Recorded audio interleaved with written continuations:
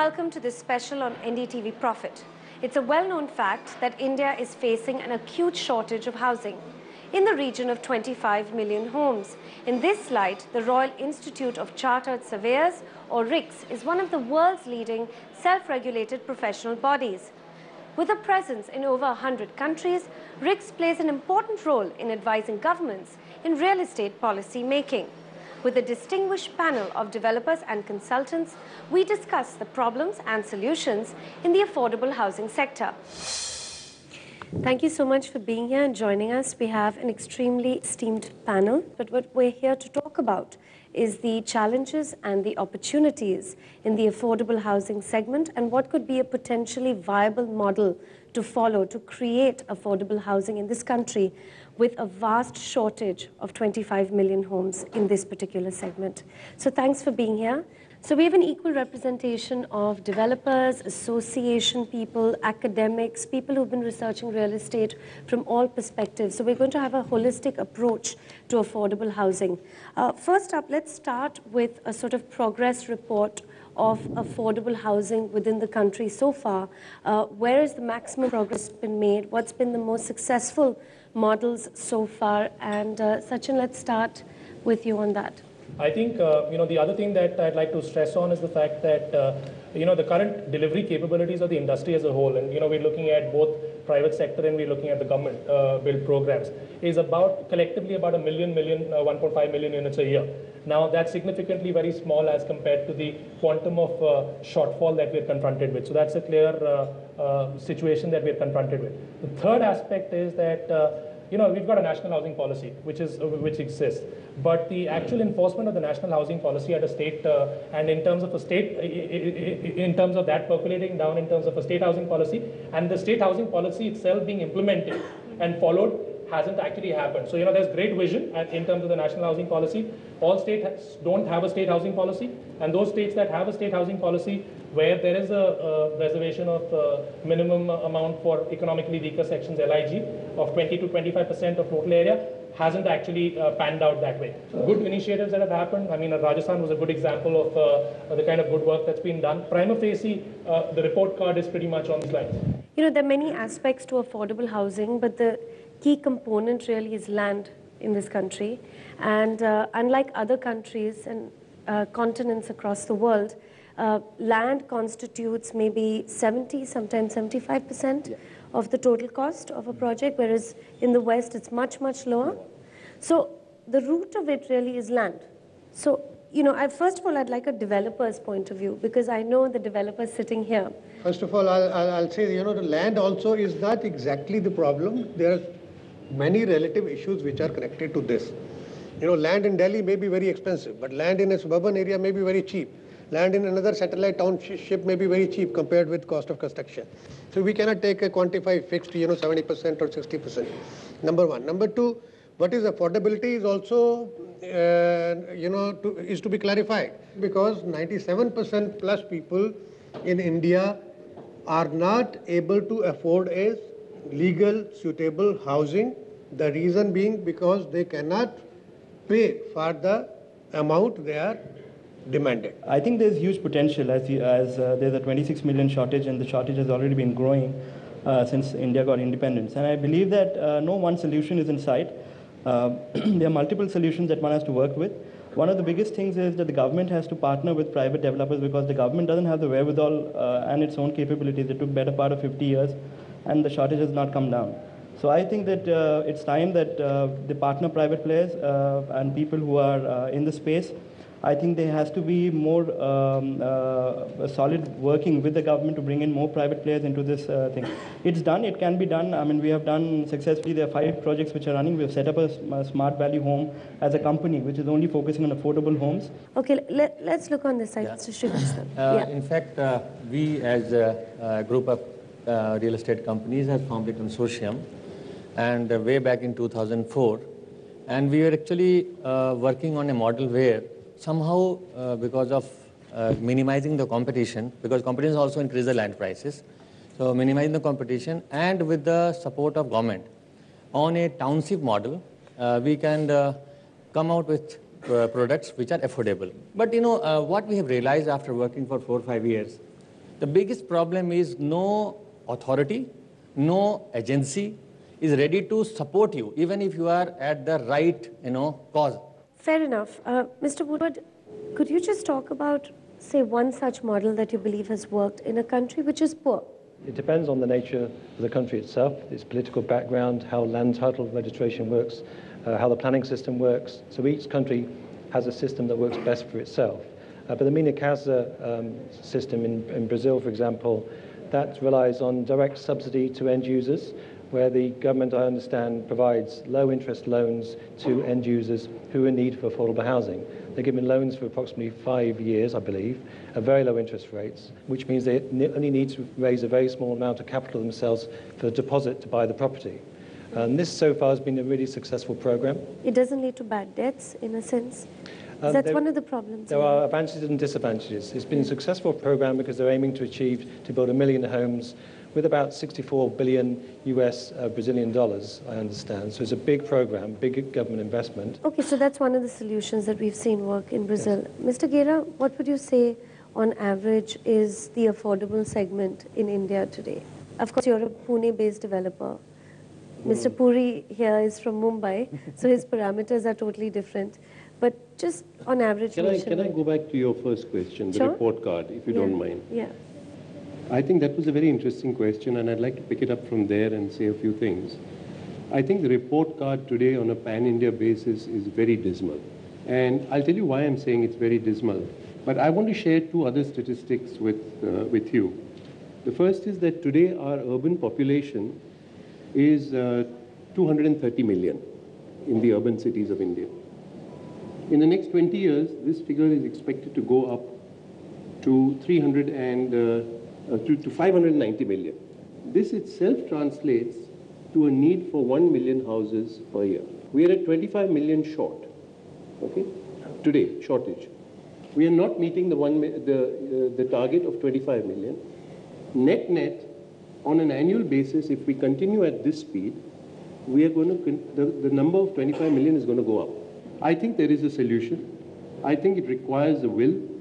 And there are many good activities, actions going on. There's my friend from the Tatas, there's the Rajasthan model, there's the Tamil Nadu model, there's the Mumbai model.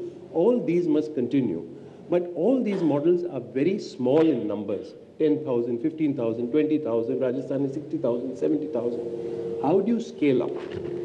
And I think the answer to scale up lies squarely with the government of India at the center. We have submitted a proposal. It is being considered. It is based on our special economic zones, and the proposal is based for having SRZs, special residential zones. Special residential zones should be on the same parameters across India, applicable to Tier 1, Tier 2, Tier 3, Tier 4 cities anywhere in the country. One program, sustainable development, laid down parameters, minimum acreage, maybe 25, maybe 50, maybe 100, whatever. Which could attract FDI, etc. Which would attract FDI, which would attract all the concessions that the SEZ gets. One thing that we also must bear in mind is the fact that I think the rental housing market hasn't developed in India. So, there's a large quantum and backlog that is building up, and, it's going to be difficult to kind of build all this. So there is the need for a rental housing market. Unfortunately, the yields don't permit it. Now, also the fact is that the enforcement mechanism and the implementation of the national housing policy hasn't happened. And, you've got a situation wherein Rent Control Act still applies to states like Delhi, Maharashtra, and some of the key states. Now, those kind of activities are fairly fundamental to this process of change. Secondly, I think just another key point that I did miss out, and I think you touched on it, but just streamlining building approvals process and the amount of time that it takes. You're not going to be able to facilitate large-scale mass build programs unless that time frame for being able to do this. I was fairly enlightened to know about what's being done in Rajasthan, that it's being done in 30 days. It is fairly enlightening, and I'm sure that there is a need to replicate that for affordable housing. Or Gujarat, for example.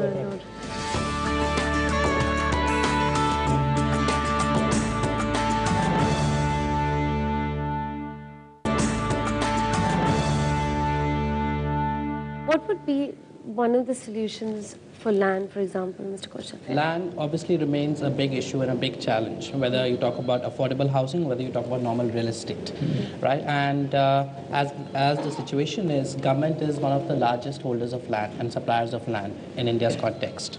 So any land supply has to come from the government. And also talking about affordable housing, if you were to look at world over, government has had a major role to play. Whether you talk about the Hong Kong kind of a system where you have it completely controlled by the government, or some of the more developed, mature markets where it's government facilitation and private sector implementation.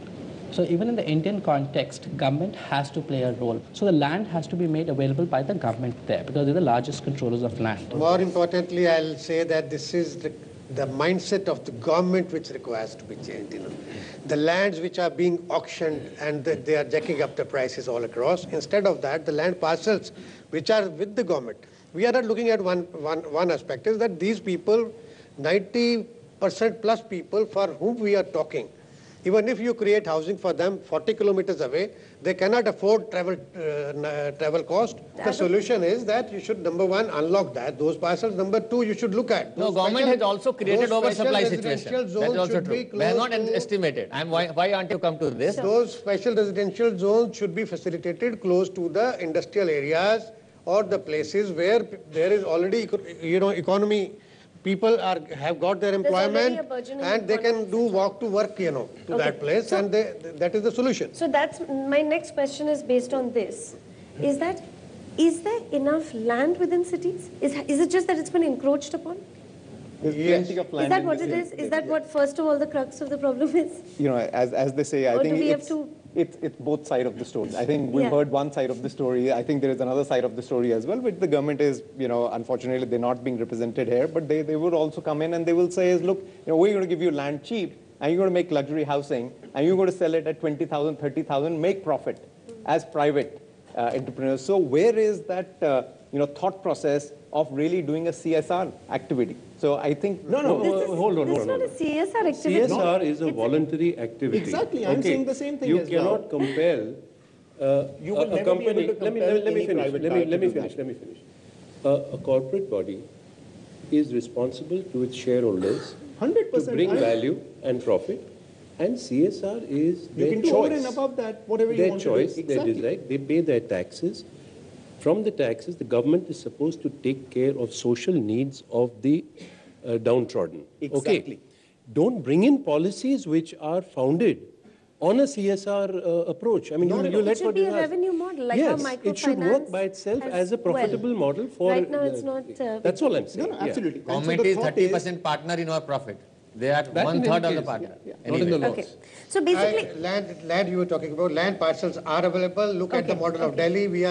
We have started doing slum redevelopment in Delhi, our company. Okay. And there are main 27 slums are accounting for more than 50% to 51% of the population itself. Okay, so let's ask Anita now. Do you think that if there was active SRA being done speedily, execution being transparent, all that kind of stuff, say within Mumbai or several other large cities, okay, do you think someone like yourself who hasn't ventured into that space too much so far, because fair enough, you have shareholders, you have to give them dividends, etc. Would you then venture into that space? There was clear policy which said that SRA land would be released by the government in a formal mechanism with supporting legislation and framework benefits. And it's meant only for creating homes which are affordable. I don't see any reason why we shouldn't get into that. So then, basically, this is sort of starting to find a solution here, right? First, use the existing lands, unlock them, create housing around already sort of burgeoning activity areas, okay, so create housing there. Then, as infrastructure builds, build on lands slowly and surely outside of the city and surrounding city. But obviously, the solution is first unlock the lands here, where it exists, whether it's through SRA, whether it's through other parcels of land that are lying vacant instead of doing expensive auctions. I think it has to be a dual approach, like Mr. Gera mentioned in the very beginning. Right, you're sitting on a 25 million shortage already, and there's a 1 million every year staring at you. Right, so you need to have a dual approach. One is you could unlock the city-based lands, and also then you have to look at different larger scale developments which are on the outskirts of the city, which are connected. Obviously, parallelly to doing this as well. Scheme is in the right direction, but implementation is an issue. Sure. And for that, there has to be sort of a genuine will, both the government side, developer side, and also of the slum dwellers. I'd like to be the devil's advocate here, but just a question. There is a large opportunity out there.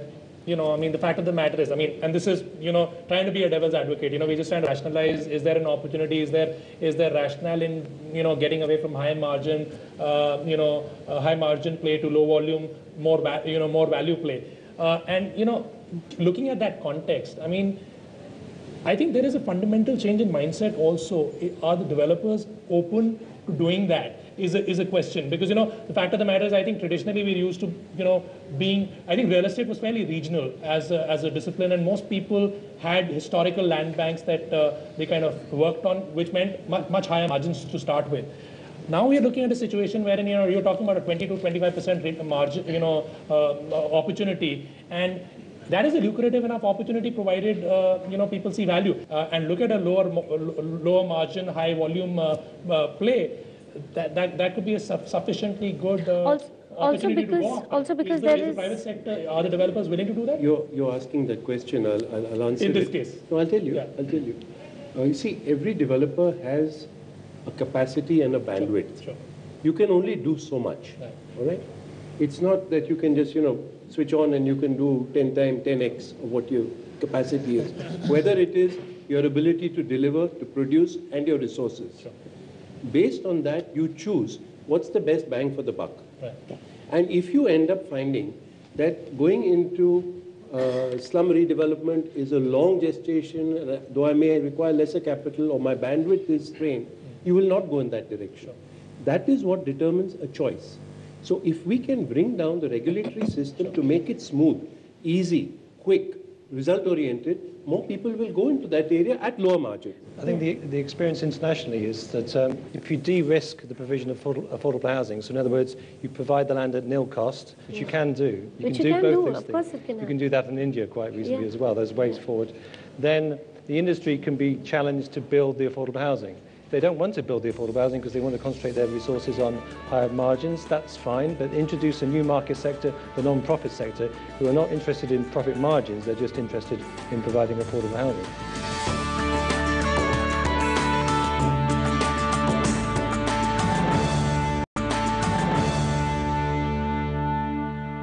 There are certain solutions, but nothing obviously can be done without a government representative sort of affirming certain policy changes, especially in the SRA front, because I think that would unlock. What about things like, the infrastructure debt fund that's been created, right?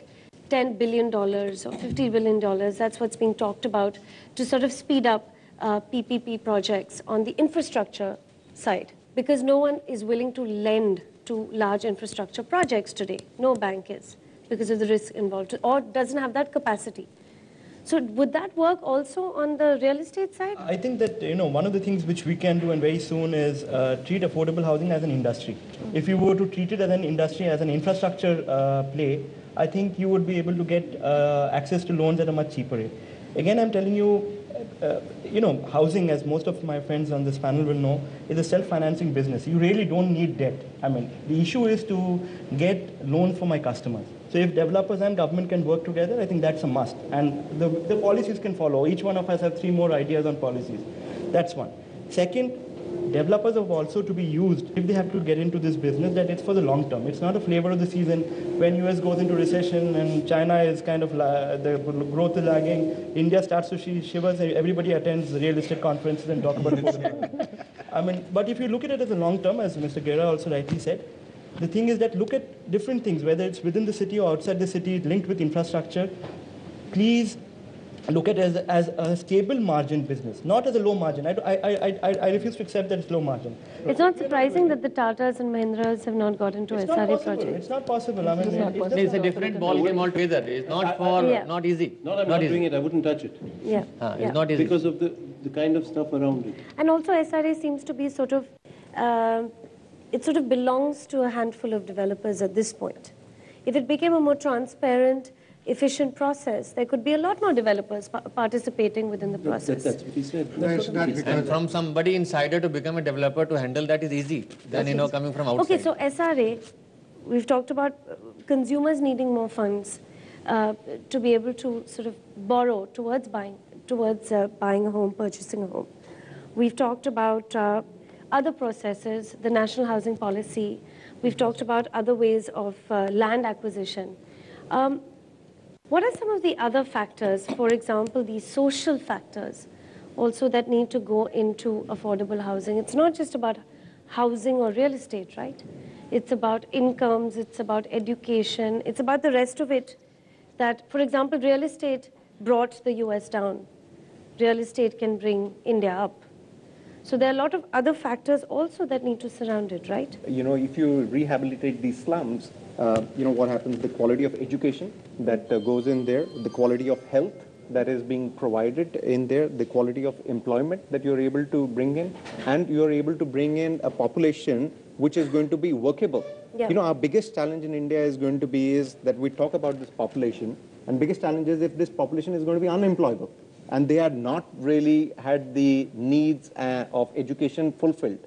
And in slums, there is absolutely that doubt that, the people who are coming out of there may not have the best of the education or the health services, and we may certainly have a population which is sort of a rogue population. So you're absolutely right. I think if the real estate is also looked at it from a social perspective by the government, they will be able to see the directive of how you are able to create slums into much more organized real estate component, whereby you are providing education, you're providing health, and you're bringing in a working class of population, which is actually going to be contributing towards the growth of India rather than, taking it down.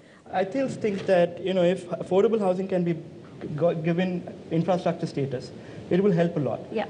I also feel that it's a huge social multiplier. I think Anuj was saying, if you look at this empirical data in all across the world, that if you bring in housing and you give them a decent living standards, crime, law and order becomes much better. And there's already FDI compliant, sort of regulations in place for townships of a certain size. Why is that not working? I think one's lifetime will go over before the township sees the light of the day. I mean, if you were to go through the right policy, I don't know whether, my other panelists will agree, but the township thing, most things in India are so, the policies are very grandiose, and you announce it with, calling you as a host and, make a lot of funfair, but then nothing falls in place. And, I'll be 75 till when I see my first township. I mean, I don't think I'll live my life that way. One last thing which I look at in India is, if we really want to increase productivity, we have to do manpower development as well. Sure. In India, we lack training facilities. That's music to my ears. That's definitely music to my ears. For me, everybody talks about land and capital, and my focus has been on capacity building, that's a key issue. If we look at India, our workers deliver much less in the same time, If we look at the workers at other places, even in Dubai or in China or other places, Same worker going there. Yeah, or Indian workers only, mostly from Kerala side, they are delivering at least 3 times a day. A lot of other issues which have to be carried. So basically changes from a manpower level at the base level right up to the top. Developer, government, consumer, there has to be a basic mindset change as well as changes in policy, etc. But I think affordable housing can be a reality in the next 10 years if all these changes and discussions are implemented. So thank you so much. And that's all we have time for on this panel on affordable housing. Stay tuned to NDTV Profit.